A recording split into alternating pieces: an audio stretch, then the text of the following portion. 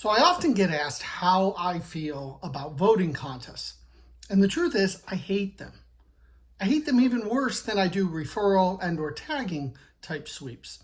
Now, at least on the referral or tagging sweeps, every now and then I'll enter them. And every now and then I lose my mind and I try a voting contest, usually once a year. And I've had a little bit of success with them. I usually will do like something local or something very minor. But I really just don't get involved because voting is simply popularity. And there's always drama and there's always games with voting. It never fails. It's every single time. So why do sponsors continue to do voting contests? Most of the time they don't realize. They decide to do a voting contest and they don't realize all the problems that it could come with. And so they do it and then they never do one again. If a judging agency is involved, most of the time they will encourage them not to do voting. Or what they'll do to cover themselves is they'll make it a skill contest with a voting element. Now, pure voting is definitely not skill, just it's popularity. Those who have taken the skill class know that skill means a judged component. Sometimes what they'll do is they will put a judged component in and voting will be included, but it will be, say, 10% of the total score. And the reason companies and sponsors do this is because it kind of covers them so that the worst entry doesn't win. Because often in voting contests, the very best entries don't win because they're determined by votes.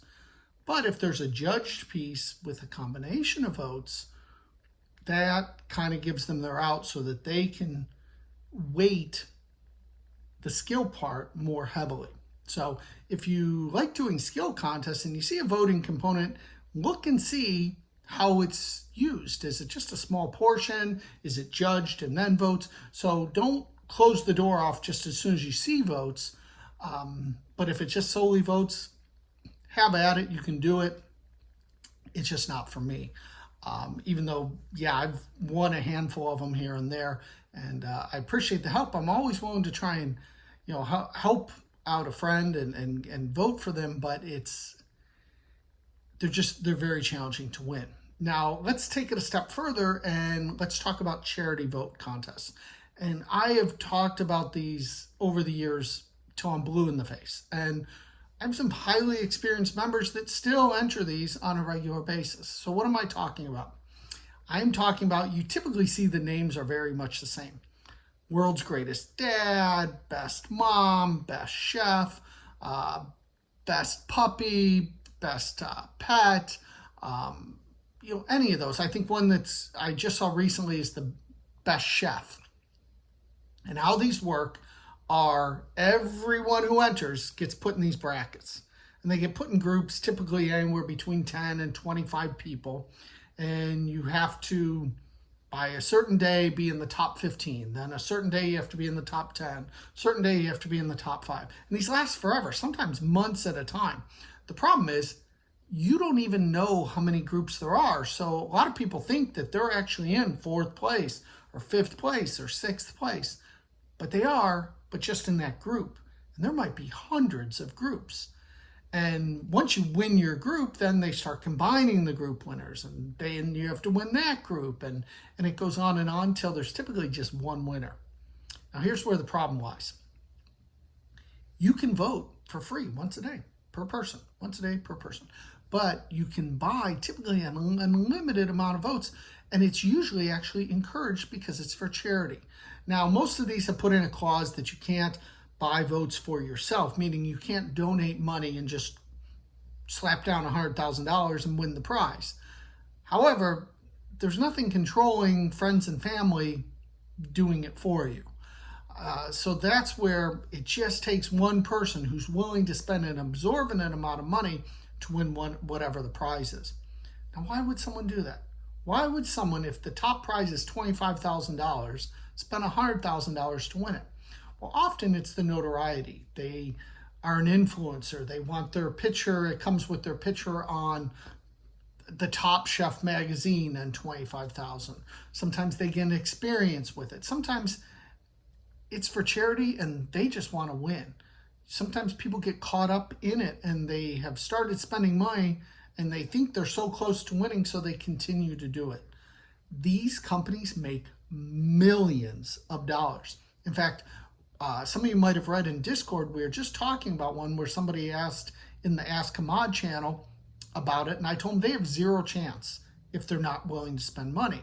And that is the case. You have zero chance. You will never win by just doing free votes on these charity ones.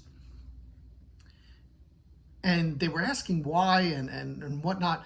And if you look, they even talk on the site that you actually vote, that over the past couple of years, they've been running this contest every year, and it has generated $4.7 million in revenue just by people purchasing votes for the charity. Again, charity voting, very different than a normal sweepstakes voting, where if you were buying votes, it's typically not allowed and it's discouraged and you'll get yourself disqualified. But on these charity ones, it's much, much different. So you really need to read the rules and understand them. But I see so many of these people entering these time and time again, and I don't stop people from posting them in our channels on Discord, asking for help. But however, they're not going to win unless they have deep pockets. So I hate to be the dream killer on that one, but that's the reality. So if you ask me, I'm going to always tell you, voting for the most part sucks. There's just so many better sweeps out there and better stuff to waste your time. And the whole key to winning sweepstakes is entering consistently, entering the right stuff. You don't want to be wasting your time entering things that you have little to no chance of winning. That's the difference with iWin contests. If you're seeing sweeps on iWin, you know that it's been vetted, it's legit, it's secure, and you can feel safe entering knowing that if you win, you're actually going to get your prize. You can't say that for every site. Some sites just gather all the information, throw it out, and they just want to give you something to enter. At iWin, we don't enter to enter, we enter to win. See you next time.